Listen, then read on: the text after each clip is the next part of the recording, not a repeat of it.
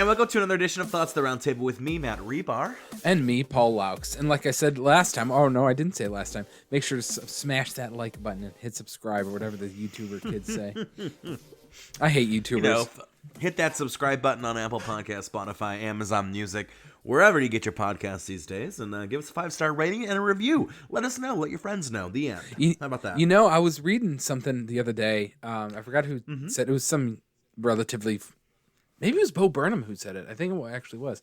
How they had mentioned, like, back in the early days of YouTube, like, the viral videos that got people famous were just so weird. Now you can watch, like, full movies on YouTube and, like, all these YouTube. But, like, back then it was, like, you know, a kid farting and then laughing, and all of a sudden he had 14 million subscribers. That's kind of what it was back then. And you don't have that anymore. Yeah. That's true. I don't know. Just my two random thoughts on YouTube. The evolution of YouTube. Just think about that. Not to go off on a tangent right away, but think how much online activity has changed since we were kids. Think about that. I feel like, in you know, as someone who minored in communications, and then I just finished my grad school in digital storytelling communications, people don't realize sometimes how, like, communications and how we communicate, how we use media, how we use internet, like, these things have so much change has happened in, like, last 5 years, let alone the last 10. Remember AIM? Let alone the last 15. Remember AIM? Which one was AIM? AOL Instant Messenger. That's the one I used. Oh, I never had one, but yes, I do remember those days. And then if you wanted to get someone's attention, you would just log on, log off, log on, log off, because they're friends. If they're friends with you, it would play a sound of a door opening, closing, opening, closing, opening, closing. Yeah, that's one of the reasons why I keep my phone on sound off, right? Just for that. Remember Tom from MySpace? Oh yeah, that dude. He sold. Whatever happened to him? He just sold the money and is just chilling, right? He's not like he sold MySpace for $500 million, $500 million, wow. and then he just straight up dipped. And you can follow him online on stuff, and literally all he does is travel around the world. He basically said, "I'm done. I got my money. That's it. It's over." That's what I would do if I was in his. I would open up a couple nonprofit organizations. I'd probably invest a good chunk of it. You know, and then there's the money work for me, and now there's Mark Zuckerberg. Mark. Oh, go ahead. Everyone makes fun of Tom from MySpace, but let's be honest, he got it right. He got $500 million and said, "You know what? I'm good for life. Later." And the thing with Mark Zuckerberg is, I think he thinks that he has like the right or like the audacity or that he's talented or smart enough to like be part of like the public discourse, and it's like, nah, dude, you just wanted to creep on chicks. And everyone, that's why you created Facebook. Everyone forgets the fact that he tries to be like this, you know, nice, uppity, you know, for the people. Everyone forgets that he was a douche in college, and literally the only reason he made Facebook was to be creepy towards women. It's true, 100% true. Yeah, and it's just like I don't want you you are not part of my public discourse. So it's just if there's one conspiracy theory I want to be true, it's that he's a lizard. That's the one. That's the one I want to be true. Like when he had that barbecue sauce in the background of that video he made when they were switching the meta. No, what was that about? People were like, humans like barbecue sauce. I must have this in the background. It felt like a Matrix situation. And the idea of Facebook expanding into that meta, I just don't have the energy for it. I honestly just want us to all delete Facebook. Can we all do that? Like, can you imagine if we did that? If there was just like a mass exodus of it. You know, I also read something great today. It was just a one-off tweet, and someone said, Facebook and Fox News did to our parents what they thought video games would do to us. Oh, it's so bad, but so true. So anyways, how do you like my shirt? Can you see that, by the way? I see the top of it's the Halloween. It's a pumpkin. Oh, it's a Halloween shirt. Yeah, it's a pumpkin. That's nice. And just so you know, it's November 14th. No judgment. But... Well, I literally wear this year round, and my wife makes fun of me because why not? You know, why not? But you know, now it's actually okay to wear it. I'm not one of those weird Halloween people. I promise you. Yeah. But so I had mentioned this last time, and I really wanted to find the worst Christmas covers of all time. But the logistics behind it were kind of rough, and I'm still working on it. I'm still not abandoning the idea. So what I found, Paul, I don't know if you looked into it. I looked into the legal, and if you are a lawyer listening, if you have legal advice, let us know. We are allowed to play things, but it can't be over 30 seconds. Like, it has to be like a quick snip. It has to be like for educational purposes, for just demonstration purposes. To educate people on how bad the track is.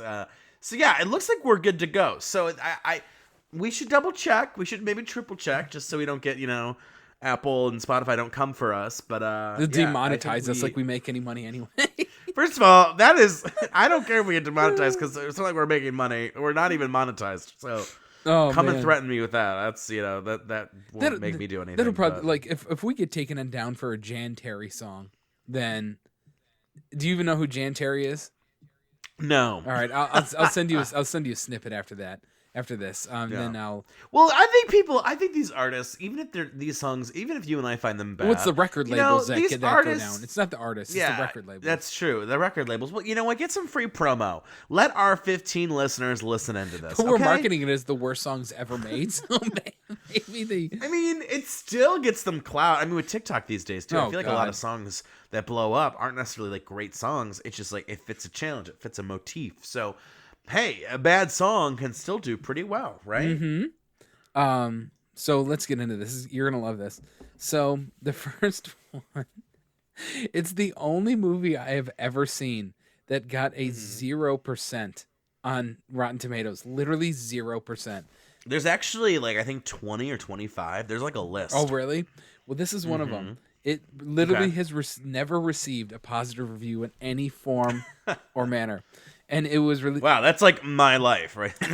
It was really... First of all, I'll tell you the name first because you'll see it. It was released in 2013. It's called The Nutcracker in 3D. Remember back in the early 10s? Oh, I remember when this dropped. I do remember the early 10s when everything was 3D. Look, there's not even like a picture for it. It's just they're like trying to destroy any evidence that actually existed. They're like, ooh. The critics' consensus: misguided, misconceived, and misbegotten on every level. And so might be one of the weirdest critiques I've ever seen of a movie. A lot of the critics said that the rat in the movie had a weird and uncomfortable resemblance to 1940s Nazis. Like what wow, that is not a great review. That's very I don't think anyone wants their characters even in, well, I guess if it's intentional, but yeah, it's a children's movie, so you'd hope that it's a lot of Nazi elements to it. So they said it had literally no semblance or resemblance to the Nutcracker ballet in any form or manner. Isn't it just used the story? It didn't use the ballet. Right, it just was like and Sugar Plum King and the Rat King, and the budget was $90 million. $90 million. $90 million, dude! If someone gave me $90 million to make a movie, I'd give them the best movie. I'm telling you. It made $20 million. It lost $70 million. $70 million. Can you imagine? What a bad day to be rich. This one, I've actually heard the next one. By the way, that was the worst one. So we're kind of going in a little bit of an ascending order because I really wanted to kick off with that absolute whatever that was. But this one, and you may have seen this one, 2004, Christmas with the Cranks is the number 2. Okay. Do you remember that one? I thought people liked the Cranks. Is that just me? Do people not like the Cranks? You know, I've seen that a lot, and it's always on TV, so I legitimately thought that, while it wasn't, cinematic masterpiece, whatever, normal dumb Christmas movie, but it got 5% on Rotten Tomatoes. 5%. Wow, that's bad. And what was the reviews? Why so bad? Each of these have a review, and the critics' consensus is a mirthless movie. I don't know what mirthless means, but a mirthless movie as fresh as last year's fruitcake. Christmas with the Cranks is a coarse, garnished, combed that promotes conformity. Oh, well, I don't like the promotion of conformity, so I guess 5% for you, Cranks. Next is Deck the Halls from 2006. Okay. 6%. Oh man, some of these I can't even read some of these reviews. They're just saying it's just a piece of shit, basically. They're just using fancy jargon to say it's bad. Like, yes, it's the cinematography lacks originality in the form of exploitative mature nature or some, I don't know. Surviving Christmas. Do you remember that one?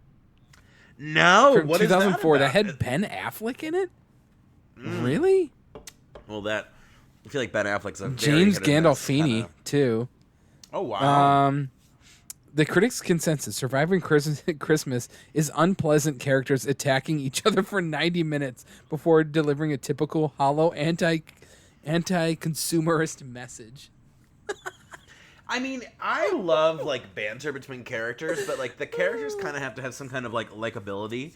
You know, I think that's a huge problem is when you don't have any likability in any of your characters. There's no one to root for. There's no one to care for, and you're just like, screw these people, right? That's kind of how I would feel. So I get that. I didn't know this is technically counted. An American Carol.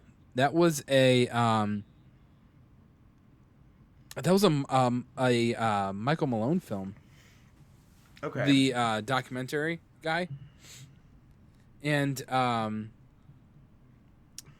American Carol suffers not so much from its perceived political bias, but from the fact that it is simply not funny. It's just simply not funny. Mary. That's what people say about this podcast. Simply not funny. Wow, some of the Jingle All the Way is the next one. The one with That Schwarzenegger. sounds familiar. I feel like that's I the one should with know Schwarzenegger. that. Remember that? 1996. Oh, maybe. Ooh. Oh, that was I'm thinking of Kindergarten Cop. Did you ever see that one?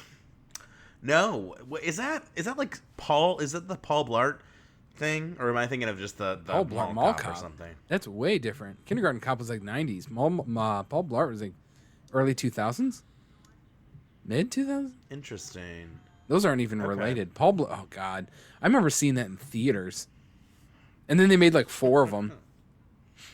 Yeah. Next up, the Santa Claus 3 with Tim Allen. You remember all those Santa Claus? I didn't like those at all, honestly. I gotta tell you, I'm not a huge movie person. I'm not a Tim Allen fan, to be honest. I feel like I know of the series, but I can't even, like, honestly, no clue if I've seen it or like what the deal is. So You probably have. Those are always, if you've ever watched any amount of TV around now, then you will.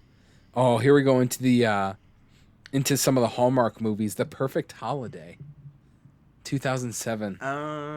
See, I don't like that title because like perfection is like almost inachievable per se. So just like, I don't know.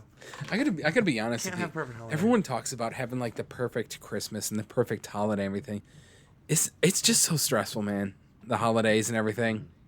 It really is. Yeah, my family, we gave up this year. We're gonna go get some takeout. Oh, you did? Now, do you have to go to like We're 7 over it. Christmases or like going to this person? No, just my immediate family for the most part. I don't even know what we're doing for Christmas. We'll probably, last 3 years, we've been calling it in too. It's just like, it's a lot of work. And like, no offense, like stuffing is fine, but like, I'm not going to like pour 6 hours of my day to make some No stuffing. offense. How am I going to be offended by that? Someone listening like, how dare you? Oh my God. I spilled my God. seltzer. Relax. How dare you? How dare you bring it? No, I was impersonating someone caring about stuffing. Someone's brought your whole house down. Well, yeah, because, the drama. But, I don't know. I feel like my undiagnosed ADHD does this thing where, like, is it worth the time? Is it worth the energy? And, like, I don't know, like, cooking? Let's be honest. In general? Like, Let's also be honest. not. Thanksgiving is the much more superior holiday. Much. To Christmas? Yes. Okay, this is going to make me sound, like, terrible, and I would like everyone to refrain from judgment until they hear me out. I personally just, like, holidays are holidays for me. Like, I just don't, like, care. But Thanksgiving is awesome because first of all, it's the best food of any holiday. And all you do is you just chill out. There's no obligation. First of all, I'm terrible with gifts, so there's no obligation of gifts. And so I don't have to worry about that. You just kind of chill out and relax. And so, and it's just much more laid back. And we don't have the snow yet or anything like that. You just get blitzed and eat some turkey. Yeah, this is going to make me sound cruel. I don't know. Holidays are just like another day What a for me. Scrooge, Like, man. listen, if you love Christmas, you love Thanksgiving, you love Halloween, you love Easter, do you, boo? Does it bring you any joy? I get my joy from like creativity and from working out and from friends and family and from creative expression and just general happiness. I do not get joy from like a societal declaration of a holiday. That's some woke stuff right The there. silence, I don't know what else to say. The silence in here. That's some woke stuff right there. I mean, here's the thing. I'm not anti-Christmas. And during Christmas, I will see my family. We'll do Christmas things. But it's not like the Christmas things that bring me joy. I get that. You know, I get like that. I don't care. I don't like my house. I might put up this small tree I have, but maybe I get busy and I don't. Okay. And like for those who are like putting up the tree is important to me. It makes me happy. It's a tradition that I love and I enjoy. Great. Good for you. I love that for you. You know, I came over to your house one year and I helped you put up the tree and that was great. Oh, that's when you did your rendition of Mariah Carey's All I Want for Christmas Is You. I'll never forget that as long as I live. And that's the thing. It wasn't about the tree. It was about you and Katie, you know, and those things are more important to me. So, yeah, I guess that's kind of where I'm at. That I stand by that. I'm going to submit that as my final answer. So it's not the holiday. It's just the things that come with it. Like, yeah. I mean, I don't know. Like imagine like being all about Christmas, but then not having like the people to share it with. You know, it's not about this. Oh my God, I sound like a Hallmark movie. It's you not really about do. What Christmas. You're doing? Yeah, a very jaded. This young really man. is. You're literally writing. You know how we always wonder about how they write the plots for, you know, Hallmark. You just did it. You just did it. I'm telling you, give me a weekend, give me 72 hours, and I can write you a full length movie for Hallmark. You know what I would Christmas. absolutely I'm telling love? you, I can do. Well, that. first of all, I can already set the scene. Someone's gonna be walking by, see you working really hard, and like they're gonna glance by into your house because you're gonna have your shades just drawn just a little bit, and they're gonna look into your house. They're gonna see you all like upset over your computers. You're trying to write something, and your little mini Christmas tree in the back. We're like, this man does not have enough Christmas spirit in his life, and they're gonna knock on your door, and it's just gonna snowball, no pun intended, from there. But one thing I would love is if you took an AI bot and had it watch like a whole bunch of Hallmark movies and then write its own. Oh, that would be so fun to do. I'm sure it would come up with some really good stuff. Do you remember the one when they did that with Trump speeches, Trump rallies? I feel vaguely familiar. That does feel vaguely familiar. At one point, it just started talking about how the crowd was chanting milk. That was, I remember. Oh, that was a good one. That was a good one. That is funny. But, that is funny. So, going off this, I usually don't binge stuff almost ever, but I have been lately, and I don't know if you ever heard the show. It's 7 seasons long, and I've never heard of it until today. Fear Thy Neighbor. Have you ever watched that? No. Tell me that. It's a true crime show on ID Discovery, and literally all it is like, and I'm gonna admit something to you. I absolutely love petty drama. Like, I'm not talking about celebrity drama. I'm talking about low level office workers. Someone ate someone's lunch in the cooler drama. That's what I like. And this show is just about neighbors who had like ridiculously petty drama that always ends into someone being murdered somehow. And so literally the first episode I saw was a guy who shot his neighbors because he didn't rake his leaves well enough. I'm like, this is... Oh my God. This is absurd. Absolutely absurd. I'm kind of worried now because like my lawn looks like crap. So I'm sure when my neighbors... How close are you to your neighbors? Kill me. I do not know them. I do not know their names. I do not know what they do. I do not know their schedules. I do not know. You don't know anything about your neighbors? Have you ever talked to them? Really? Why not? I'm busy, Paul. I work like 60 to 80 hours a week. I don't know. I just think it's a very wave millennial... takes 5 seconds, It's Matt. a very new... I mean, okay, I'm not going to like not wave. If they wave, I'll wave. But I'm not going to go wave. They probably think you do all this like nefarious activity in your house. No joke. They probably do think that like I'm like running some kind of cartel because I'm rarely home, and when I am home, I'm like working intensely, and like the house like kind of has like a slight shooting gallery look to it. Shooting gallery? My lawn is terrible. I'll admit that. What's your lawn look like? What's so terrible about it? The weeds are so big they look like actual plants. Oh, I would hate living next to you. I'm not gonna lie to you. I'd end up right now. I have the grill, and then my AC unit is covered in a tarp next to the grill in my front yard right now. Well, it's winter time. Mine's covered with a tarp too, so that's okay. But the weed thing, man, you gotta. You got to embrace that lawn, man. Now that you have a lawn, you got to embrace it. Well, here's the thing. Now I'm at the point where I'm like, it's winter. That's just gonna die. So like, what's the point? How often now? do you mow your lawn?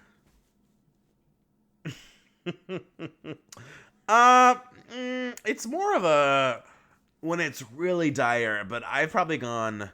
There's some parts of my lawn that I've not cut in like 3-4 months now. Are you serious? Paul, your yard is like a postage stamp. Well, it's a little bit bigger than that. It's more of like a postage envelope. Thank you very much. Well, I mean, like, here's the thing. So, like, last week, I literally worked, every single day between, 8 to 12 hours all those days. So today, I sleep in, I work out, and then I ran to Costco, and I came back, and then I did 2 hours worth of chores, and the house is still a mess. Like, I could literally put in 8 hours of chores, and this house would still be a mess. Welcome to home ownership. And then I'm just like so exhausted right now. Like, I'm doing this podcast with you, and I have another recording session. I just do not have the energy. Matt, I just don't have the energy. If it makes it possible, next time we say, hey, let's record tonight, I'm like, Matt, let's not. Let's mow your lawn. I'm going to come over and mow your lawn. Well, here's another thing, too. I have an electric mower, and it only cuts about 1/3 to 1/4 of the lawn at a time. And I have to go charge the battery. So, like, it's not even one of those things where, like, it's like, I don't know, brand. It's like I don't know, Rover? Ryobi? Ryobi. There we go. Rover. I knew there was an R. I remember the R. God, you kill me, man. And listen, like, I like the electric one because, like, I don't have to deal with gas and yada yada, and it's just better for the environment, yada yada. But oh my God, it's so hard when, like, okay, I have the time, I'm in the zone, and then I cut like 1/4 of the yard, and then whoop, whoop, whoop, whoop, whoop, whoop, and then I gotta go charge it, and I have to let it sit there. And then if it's hot, which it usually is hot after I use it, the battery, it won't charge because it's hot. So I have to wait for it to cool and then charge. And then by the time that's done, it's 2 weeks later and I have more, you know what I mean? So it's just like my house, like the yard gets done in fragments. It looks like a mohawk half the time because like there's hair here, no hair here, no hair for there. Christmas, I know what I'm going to get you. Just a lawn service for 1 year. I mean, not even that. A second battery would be nice because then I could really get more work done. You're just going to look speed. outside one day and just me angrily mowing your lawn for you in a tank top. Yeah. I was in jeans and jean shorts. Yeah. No, we'd end up on this show. This is really derailed. This whole conversation. If I was on that, if I lived next to you, we'd be on that show. We'd be fighting. I don't know. But then here's the thing. It's same with the holidays. The grass, like, who cares? Like, it's just grass. Like, if it's a little tall, like, it's not now that I'm a dad, that was a cardinal sin. What you just said. It's not just grass. It's the lawn. Okay, it's the lawn. Like, I don't know. I just don't think. Like, to me, there's no, like, okay, some normative behavior in society, I'm totally down to clown. But, like, something like, you have to mow your lawn. I'm just like, who cares? It's just well, the problem is you get rats and crap if it gets really long, and you get critters. I don't have any rats in my. I'm yard. just saying. I had rats, I've seen yards. If I had rats, I think I would be a little ticks. Nobody wants ticks. Can't you get ticks anywhere? Like, you go to the park and you get a tick. You play baseball, yeah, but you get a tick. Not on a freshly manicured lawn. You're not going to get ticks. I don't know. That feels very similar to, like. Okay, I'm gonna use this metaphor. It's gonna be extreme, but like, using condoms protects you from STIs. And truth be told, condoms are only 90% effective. So you do have a chance because if you misuse it, which is most of the time where those Matt, what are you talking about? From. I'm saying just because you cut the grass doesn't mean you're not gonna get ticks. Yes, it does. You could literally like. You could literally roll by accident to your neighbor's lawn and get a tick. You could literally be at the park and a tick will fall on you. Your dog could be walking. They don't live in shorter grass. I don't know, Paul. It just feels very. I mean, what are you gonna do? Let the ticks run your life? I don't know. I'm not a judgmental person at all, but I do have exceptions, just like every God-created creature is, and this is the exception. So I'm judging. I like how you're like every God-created creature, and then you hear judging ticks for living their life in the grass. Ticks I just are assholes. feel I don't care about ticks. Oh no, I agree. I would agree with that. But all right, I think we've had enough. I don't even know. This conversation derailed quicker than Thomas the Tank on a faulty railway. So, what a day. But like always, it's a pleasure seeing you. And we got to record more often. It was like a month off, man. We're bad. We're bad boys. Yeah, it is what it is. When life gets to us, we get to it. Yeah. I made a new, for Starvolt Studios, I made like a new like kind of image, and it's like about all the podcasts and how no sleepovers on Sundays, Judgment Days, Tuesdays and Thursdays, non-denominational sitcom podcast, season 3 is coming soon. And I got to thoughts of the roundtable, and I wrote, bi-weekly. I was like, it's not really weekly. It's more than monthly, but it's like, it's kind of bi-weekly. One of my favorite podcasts ever, two, both from Gimlet, Reply All, they had their issues, But, I know. Before they would only post like once every couple weeks. Like it wasn't that often. Yeah. And then the other one, which is never had any issues, but I love Heavyweight. That's my favorite podcast ever.